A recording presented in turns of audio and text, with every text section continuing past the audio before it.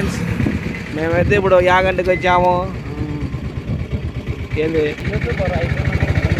తెచ్చా 2 నాళ్ళేనా 40,000 జరిగి తీసుకుంటున్నా సోమశేఖర్. హాయ్ ఫ్రెండ్స్, మనమైతే ఇప్పుడు ఎంట్రీ లోపలికి వచ్చాము. బయట చెప్పులు, బ్యాగ్స్ కానీ మొబైల్స్ కానీ అక్కడ పెడితే 10 రూపీస్ తీసుకునే ఛార్జ్ షేప్గా ఉంటుంది. మనమైతే ఇప్పుడు లోపలికి వెళ్ళిపోదాం కోనేరు దగ్గరికి. కోనేరులోకి వెళ్ళినాము. కోనేరు దగ్గర చూడండి ఫ్రెండ్స్ ఎలా ఉన్నాయో నీరు. చాలా రోజుల తర్వాత వచ్చా. ఒకప్పుడు నీరు ఇలా అయితే ఉండేవి కాదు, కలుషితమైనాయి. ఓల్డ్లో అయితే నేను 1 year బ్యాక్ వచ్చాను. నీళ్ళు అయితే రూపాయి బిళ్ళ కాయను వేస్తే అక్కడ రూపాయి బిళ్ళ ఖచ్చితంగా కనపడుతుంది. ఇప్పుడైతే నీళ్ళు అయితే చాలా కలుషితమైనాయి. ఎందుకో కారణం అర్థం కావడం లేదు.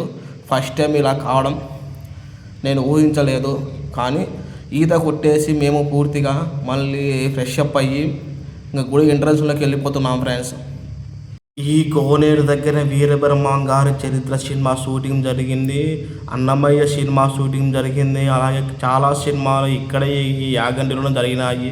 ప్లేసులు చెప్తా చూడండి ఫ్రెండ్స్. మీరు మనం గుడి లోపలికి వెళితే ఇలా మెట్లు ఉంటాయి. పైన వెంకటేశ్వర టెంపుల్ ఉంటుంది. అక్కడైతే సినిమా షూటింగ్ జరిగింది. ఇక్కడైతే జయమ్మన దగ్గర విక్టరీ వెంకటేష్ గారి సింహ సినిమా మొదలైన సినిమాలు ఇక్కడే షూటింగ్ జరిగినాయి.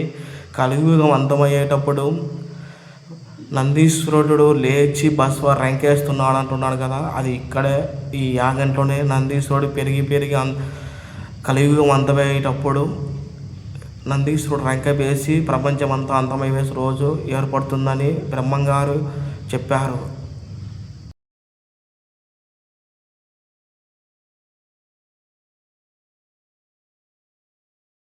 పెరిగి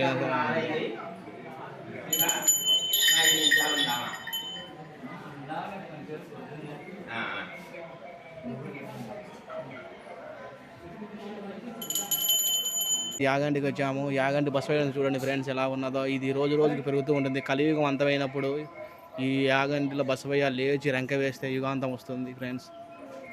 వీరబ్రహ్మ గారు పుత్తూరు వీరబ్రహ్మ గారు చెప్పిన సంఘటన ఇదే ఫ్రెండ్స్. వెంకటేశ్వర ఈ 2 కొండల మధ్య తామలు ఉంటాయి. ఇక్కడ వెంకటేశ్వర స్వామి అలిగి వచ్చి ఆ కొండల మధ్య నిద్రిస్తున్నాడని, అక్కడే వెంకటేశ్వర స్వామి వెలిచాడని కొంతమంది చెప్తున్నారు ఫ్రెండ్స్.